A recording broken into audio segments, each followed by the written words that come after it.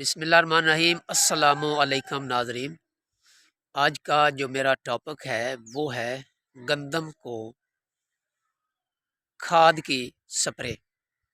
तो पंजाबी में डिमांड आई है भी गल है कि कल मैं एक मीटिंग विच बैठा सी ते उत्थे गुफ्तगू हो रही सी। मेरे आस्ते वो एक नई गुफ्तगू सी ते मैं सोचा भी इंदा व्लॉग बना के यूट्यूब ते ला देवीए। मैं बड़ी तफसील नाल उन्हां कोल पुछया। उन्हां आदमियों ਨੂੰ बड़ी जल्दी सी। ਉਹ ਜ਼ਿਲ੍ਹਾ ਉਕਾੜ ਦੇ ਰਹਿਣ ਵਾਲੇ ਸੀ, ਸ਼ਬੋਰ ਵਾਲੀ ਸਾਈਡ ਤੋਂ, ਕੈਂਟ ਸ਼ਬੋਰ ਵਾਲੀ ਸਾਈਡ ਤੋਂ। ਤੇ ਮੈਨੂੰ ਉਹਨਾਂ ਇਹ ਗੱਲ ਕੀਤੀ ਕਿ ਵੀ ਮੀਆਂ ਸਾਹਿਬ ਅਸੀਂ ਸਪਰੇਅ ਕਰਨੀ ਹੈ ਗੰਦਮ ਨੂੰ ਯੂਰੀਆ ਖਾਦ ਦੀ। ਤਾਂ ਮੈਂ ਕਿਹਾ ਭਾਈ ਇਹ ਕਿੱਥੋਂ ਦਾ ਸਿਸਟਮ ਹੈ? ਉਹਨਾਂ ਕਿਹਾ ਵੀ ਸਾਨੂੰ ਮਹਿਕਮੇ ਨੇ ਕਿਹਾ ਸੀ ਕਿ ਜਦੋਂ ਸੀਟੇ ਤੇ ਗੰਦਮ ਆ ਜਾਵੇ, ਜਿਹਨੂੰ ਅਸੀਂ ਪੰਜਾਬੀ 'ਚ ਕਣਕ ਕਹਿੰਦੇ ਆ, ਤਾਂ ਉਦੋਂ 5 ਕਿਲੋ ਯੂਰੀਆ ਲੈ ਕੇ ਤੇ ਉਹਨੂੰ ਡਰਮ ਦੇ ਵਿੱਚ ਖੋਰ ਕੇ ਅੱਛੀ ਤਰੀਕੇ ਦੇ ਨਾਲ ਖੋਰ ਕੇ ਉਹਨੂੰ ਘੰਟਾ ਡੇਢ ਲੱਗ ਜਾਂਦਾ। ਜਿਸ ਬਿਲਕੁਲ ਖੁਰ ਜਾਵੇ ਤੇ ਸਪਰੇਅ ਵਾਲੀ ਟੈਂਕੀ 'ਚ ਪਾ ਕੇ ਤੇ ਤੁਸੀਂ ਗੰਦਮ ਨੂੰ ਪਾਣੀ ਵੀ ਲਾਉਣਾ ਹੈ ਤੇ ਸਪਰੇਅ ਵੀ ਕਰਨੀ। ਪਹਿਲੇ ਸਪਰੇਅ ਕਰ ਲਓ, ਬਾਅਦ ਵਿੱਚ ਤੁਸੀਂ ਗੰਦਮ ਨੂੰ ਪਾਣੀ ਲਾ ਦੇਣਾ ਹੈ ਤੇ ਲਾਣਾ ਚੰਗਾ ਰੱਜ ਕੇ ਪਾਣੀ ਹੈ। ਮੈਂ ਕਿਹਾ ਯਾਰ ਮੇਰੇ ਨਾਲ ਮਜ਼ਾਕ ਕਰ ਰਹੇ ਹੋ ਜਾਂ ਇਹ ਤੁਸੀਂ ਕਿਹਦੇ ਕੋਲੋਂ ਇਹ ਗੱਲ ਸੁਣੀ ਹੈ ਤੇ ਸਿੱਖੀ ਹੈ? ਉਹਨਾਂ ਕਹਾ ਭਾਈ ਪਿਛਲੇ ਸਾਲ ਅਸਾਂ ਗੰਦਮ ਨੂੰ ਵੀ ਕੀਤੀ ਸੀ, ਅਸਾਂ ਬਹਾਰੀਆ ਮਕਈ ਨੂੰ ਵੀ ਕੀਤੀ ਸੀ। ਸਾਨੂੰ ਮਹਿਕਮੇ ਨੇ ਕਿਹਾ ਸੀ ਤੇ ਇਹਦੇ 'ਚ ਕੋਈ ਸੜਨ ਦਾ ਖਤਰਾ ਨਹੀਂ ਹੁੰਦਾ, ਕਿਸੇ ਕਿਸਮ ਦੀ ਕੋਈ ਪ੍ਰੋਬਲਮ ਵਗੈਰਾ ਨਹੀਂ ਹੈ। ਤੇ ਜਿਹੜੀ ਅਸੀਂ ਲੇਟ ਮਕਈ ਲਾਈ ਸੀ, ਬਹਾਰੀਆ ਮਕਈ ਤੇ ਗੰਦਮ ਲੇਟ ਲਾਈ ਸੀ ਕਮਾਨ ਤੋਂ ਬਾਅਦ, ਉਹਨੂੰ ਅਸੀਂ ਕੀਤੀ ਹੈ। ਤੇ ਜਿਹੜੀ ਅਸੀਂ ਪਹਿਲੇ ਅਸੀਂ ਬਹਾਰੀਆ ਮਕਈ ਲਾ ਲਈ ਸੀ, ਜਿਹੜੀ ਜ਼ਮੀਨ ਸਾਡੀ ਫਾਰਗ ਸੀ ਪਹਿਲੇ, ਉਹਦਾ ਤੇ ਉਹਦਾ ਰਿਜ਼ਲਟ 19 ਤੇ 20 ਦਾ ਫਰਕ ਸੀ। ਲੇਕਿਨ ਅਲਹਮਦੁਲਿਲਾ ਉਹਨਾਂ ਕਿਹਾ ਵੀ ਉਹ ਬਿਲਕੁਲ ਬਰਾਬਰਾਂ ਤੇ ਜਾ ਕੇ ਤਿਆਰ ਹੋਈ ਤੇ 19-20 ਫਰਕ ਆਇਆ ਹੈ ਟੋਟਲ ਔਸਤ ਦੇ ਵਿੱਚ। ਕਿਉਂਕਿ ਜਿਹੜੀ ਸਾਡੀ ਪਹਿਲੇ ਗੰਦਮ ਬੀਜੀ ਹੋਈ ਸੀ ਉਹ ਜ਼ਿਆਦਾ ਉਹਨੇ ਐਵਰੇਜ ਦੇ ਦਿੱਤੀ। ਉਹਨੇ 60 ਮਣ ਏਕੜ ਉਹਨੇ ਸਾਨੂੰ ਐਵਰੇਜ ਦਿੱਤੀ, ਜਿਹਦੀ ਖਿਦਮਤ ਵੀ ਅਸੀਂ ਬਿਲਕੁਲ ਥੋੜ੍ਹੀ ਕੀਤੀ।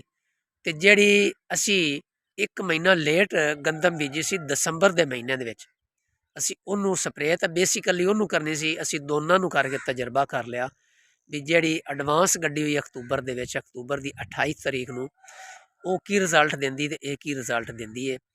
ਤੇ ਸਾਡਾ ਰੂਹ ਰਾਜ਼ੀ ਹੋ ਗਿਆ ਵੀ ਇਹ ਤਜਰਬਾ ਬੜਾ ਕਾਮਯਾਬ ਹੈ। ਅਸੀਂ ਹੁਣ ਜਾ ਰਹੇ ਹਾਂ ਤੇ ਜਾ ਕੇ ਅਸੀਂ ਆਪਦੀ ਕਣਕ ਨੂੰ, ਗੰਦਮ ਨੂੰ ਅਸੀਂ ਯੂਰੀਆ ਦੀ ਸਪਰੇਅ ਕਰਨੀ ਹੈ। ਬਲਕਿ 2-2 ਕਿਲੋ, ਅੱਗੇ 5 ਕਿਲੋ ਪਾਏ ਸੀ, ਐਤਕੀ 2 ਕਿਲੋ ਜ਼ਿਆਦਾ ਪਾਣੀ ਹੈ।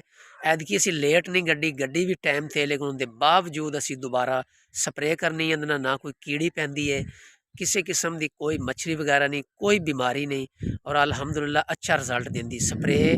ਇਹਦਾ ਤੁਸੀਂ ਯੂਰੀਆ ਦਾ ਕਰਕੇ ਪਾਣੀ 'ਚ ਮਹਿਲੂਲ ਬਣਾ ਕੇ ਜਦੋਂ ਮੁਕੰਮਲ ਹੋ ਜਾਏ ਤੇ ਫਿਰ ਤੁਸੀਂ ਉਹਨੂੰ ਪਾਣੀ ਲਾਣਾ ਹੈ ਤੇ ਅੱਛਾ ਪਾਣੀ ਉਹਨੂੰ ਲਾਣਾ ਹੈ। ਇਹ ਨਹੀਂ ਹੋਣਾ ਕਿ ਥੋੜ੍ਹਾ ਥੋੜ੍ਹਾ ਕਰਕੇ ਤਰਦਾ ਤਰਦਾ ਤੁਸੀਂ ਪਾਣੀ ਦੇ ਦਿਓ, ਉਹ ਨਹੀਂ। ਪਾਣੀ ਵੀ ਅਸੀਂ ਅੱਛਾ ਦੇਣਾ, ਕਿਉਂਕਿ ਫਿਰ ਇੱਕ ਹੀ ਪਾਣੀ ਪੰਜਾਬ ਦੇ ਵਿੱਚ ਜਿਹੜਾ ਆਖਰੀ ਪਾਣੀ ਗੰਦਮ ਨੂੰ ਲਾਇਆ ਜਾਂਦਾ ਹੈ ਉਹ ਲਾਉਂਦੇ ਨੇ 10 ਮਾਰਚ ਨੂੰ। ਕਿਉਂਕਿ 10 ਮਾਰਚ ਨੂੰ ਅਗਰ ਪਾਣੀ ਲਾਓਗੇ ਤੇ 5 ਅਪ੍ਰੈਲ ਜਾਂ 10 ਅਪ੍ਰੈਲ ਨੂੰ ਹੱਥ ਲੱਗ ਜਾਂਦਾ ਹੈ ਗੰਦਮ ਨੂੰ। ਇਸ ਵਾਸਤੇ ਇਸ ਤੋਂ ਲੇਟ ਪਾਣੀ, ਆਖਰੀ ਪਾਣੀ ਨਹੀਂ ਲਾਉਣਾ ਚਾਹੀਦਾ।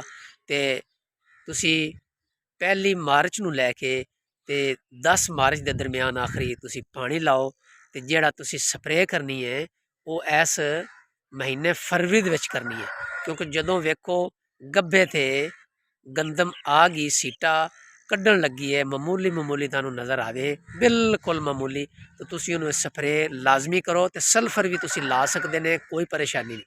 ਅਗਰ ਕੋਈ ਜ਼ਿਮੀਂਦਾਰ, ਕੋਈ ਕਿਸਾਨ ਭੁੱਲ ਗਿਆ ਹੈ, ਉਹਨੇ ਪਹਿਲੇ ਪਾਣੀ ਦੇ ਨਾਲ ਸਲਫਰ ਨਹੀਂ ਲਾਈ ਡਰਮ ਵਿੱਚ ਖੋਰ ਕੇ, ਤੇ ਉਹ ਦੂਸਰੇ ਪਾਣੀ ਨਾਲ ਵੀ ਲਾ ਸਕਦਾ ਹੈ, ਉਹ ਤੀਸਰੇ ਪਾਣੀ ਨਾਲ ਵੀ ਲਾ ਸਕਦਾ ਹੈ, ਕੋਈ ਪਰੇਸ਼ਾਨੀ ਨਹੀਂ।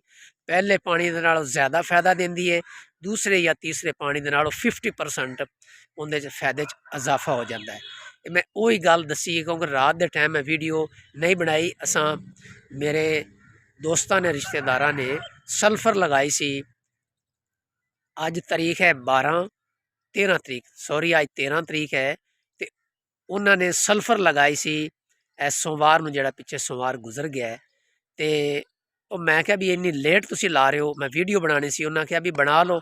ਉਹ ਫਿਰ ਰਾਤ ਨੂੰ ਵੀਡੀਓ ਦਾ ਮਜ਼ਾ ਨਹੀਂ ਆਉਣਾ ਸੀ। ਉਸ ਡਰਾਮੇ 'ਚ ਮੈਂ ਸਲਫਰ ਦੀ ਵੀਡੀਓ ਨਹੀਂ ਬਣਾਈ ਕਿ ਚਲੋ ਮੈਂ ਨੰਦੇ ਕੋਲ ਸੁਣ ਲਿਆ ਔਰ ਅੱਖ ਨਾਲ ਮੈਂ ਸਲਫਰ ਲੱਗਦੀ ਵੇਖ ਲਈਏ। ਲਿਆਦਾ ਤੁਸੀਂ ਸਲਫਰ ਦੂਏ ਪਾਣੀ ਤੇ ਵੀ ਲਾ ਸਕਦੇ ਨੇ, ਤੀਸਰੇ ਤੇ ਵੀ, ਪਹਿਲੇ ਤੇ ਵੀ।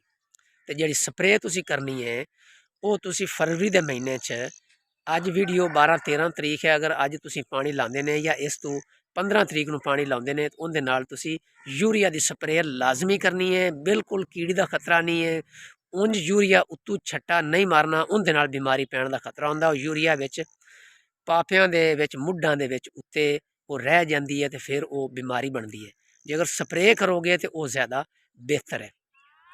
ਤੇ ਮੈਂ ਸੋਚਿਆ ਮੈਂ ਆਪਣੇ ਮੁਹੱਬਤ ਕਰਨ ਵਾਲੇ ਜ਼ਿਮੀਂਦਾਰਾਂ ਕਿਸਾਨਾਂ ਨੂੰ ਇੱਕ ਵਲੌਗ ਬਣਾ ਕੇ ਦੱਸ ਦਿਆਂ ਕਿ ਮੇਰੀ ਕੋਸ਼ਿਸ਼ ਹੁੰਦੀ ਹੈ ਕਿ ਉਹੀ ਗੱਲ ਕਰਾਂ ਜਿਹੜੀ ਮੈਂ ਦੀ ਅੱਖ ਦੇ ਨਾਲ ਵੇਖੀ ਹੋਵੇ, ਜਾਂ ਇੱਕ ਮੁਸਤਨਦ ਬੰਦੇ ਦੇ ਕੋਲੋਂ, ਬਜ਼ੁਰਗ ਦੇ ਕੋਲੋਂ ਸੁਣੀ ਹੋਵੇ ਜਿੰਦੀ ਉਮਰ 70 ਤੋਂ ਅਬਵ ਹੋਵੇ, ਜਾਂ ਡਾਇਰੈਕਟ ਮਹਿਕਮੇ ਕੋਲ ਸੁਣੀ ਹੋਵੇ, ਜਾਂ ਡਾਇਰੈਕਟ ਜਿਹੜੇ ਸਪਰੇਅ ਕਰਦੇ ਨੇ ਬੰਦੇ, ਮੈਂ ਉਹਨਾਂ ਕੋਲੋਂ ਜ਼ਿਆਦਾ ਤੋਂ ਜ਼ਿਆਦਾ ਮਾਲੂਮਾਤ ਲੈਣਾ ਤਾਂ ਕਿ ਮੇਰੇ ਵੇਖਣ ਵਾਲੇ ਜਿਹੜੇ ਵੀਵਰ ਹਨ, ਮੇਰੇ ਨਾਲ ਮੁਹੱਬਤ ਕਰਨ ਵਾਲੇ, ਉਹਨਾਂ ਦਾ ਦਿਲ ਨਾ ਟੁੱਟੇ। ਉਹ ਇਹ ਨਾ ਕਹਣ ਯਾਰ ਸੁਣੀ ਸੁਣਾਈ ਇਹ ਗੱਲ ਕਰ ਦਿੰਦਾ ਹੈ। ਅਲਹਮਦੁਲਿਲਾ ਜਿਹੜਾ ਮੇਰਾ ਰਿਜ਼ਕ ਲਿਖਿਆ ਹੈ ਉਹ ਮੈਨੂੰ ਮੇਰੇ ਅੱਲਾ ਨੇ ਦੇਣਾ ਹੈ, ਲੇਕਿਨ ਇਹ ਮੇਰਾ ਫਰਜ਼ ਬਣਦਾ ਹੈ ਕਿ ਮੈਂ ਆਪਣੇ ਪਿਆਰੇ ਹਮਵਤਨ ਪਾਕਿਸਤਾਨੀਆਂ ਨੂੰ ਅੱਛੀ ਤੋਂ ਅੱਛੀ ਗੱਲ ਦੱਸਾਂ, ਜਿੰਦੇ 'ਚ ਅਗਰ ਜ਼ਿਆਦਾ ਪੈਦਾਵਾਰ ਹੋਏਗੀ ਤਾਂ ਮੇਰੇ ਮੁਲਕ ਦਾ ਫਾਇਦਾ ਹੋਏਗਾ, ਸਾਡੇ ਘਰਾਂ 'ਚ ਖੁਸ਼ਹਾਲੀ ਆਏਗੀ।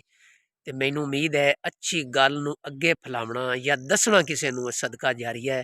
ਤੇ ਤੁਹਾਡੀ ਮਿਹਰਬਾਨੀ, ਮੇਰਾ ਇਹ ਵੀ ਹੱਕ ਬਣਦਾ ਹੈ ਤੁਹਾਨੂੰ ਕਹਿਣਾ, ਲਾਜ਼ਮੀ ਮੇਰਾ ਚੈਨਲ ਵੀ ਸਬਸਕ੍ਰਾਈਬ ਕਰੋ, ਅੱਗੇ ਸ਼ੇਅਰ ਵੀ ਕਰੋ, ਤੇ ਕਮੈਂਟਸ ਵਿੱਚ ਮੇਰੀ ਰਹਿਨਮਾਈ ਜਿੰਨੀ ਤੁਸੀਂ ਕਰੋਗੇ ਉਤਨਾ ਹੀ ਜ਼ਿਆਦਾ ਮੈਂ ਵੀਡੀਓ ਅੱਛੀ ਤੋਂ ਅੱਛੀ ਬਣਾਵਾਂਗਾ ਤੇ ਤੁਹਾਡੇ ਸਵਾਲਾਂ ਦੇ ਜਵਾਬ ਵੀ ਮੈਂ ਦਿੱਤੇ ਕਰਾਂਗਾ।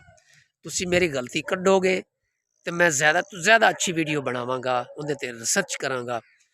ਤੇ ਮੈਂ ਇਜਾਜ਼ਤ ਚਾਹਾਂਗਾ। इजाज़त तो पहले मैं दसना चाहना कि तुसी ये सोचोगे कि हर वीडियो इसे जगह ते खड़ो के बनाता है। भाई मैनू ये सीन अच्छा लगता है, मेरे पिछे मेरी गंदम है ज़ाती मेरी गंदम है। अलहमदुलिल्लाह मैं 28 अक्तूबर में भेजी सी बहुत, क्योंकि मेरी ज़मीन फारग सी, मैं 28 में भेज दी। एक ज़मीन मेरी फारग हुई सी नवंबर की 10 तरीक में, वो मैं नवंबर की 10 तरीक में भेज दी।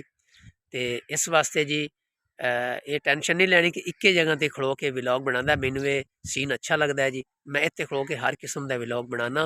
तो विच मैं दीनी विलॉग एक हफ्ते 2 दिन दीनी विलॉग बनाना, तो मेरे दीनी विलॉग लाजमी वेखे करो, क्योंकि रोज़ाना का एग्रीकल्चर से बना बना के पंजाबी कहते हैं बंदा आचर जाता है, बंदा घबरा जाता है या थक जाता है। तो मैं पसंद करना कि एक हफ्ते के 2-3 विलॉग दीनी में बनाना, उन्होंने सारे वेख्या करो तो हौसला अफजाई की करो। मैं इजाज़त चाहना। अल्लाह हाफिज़।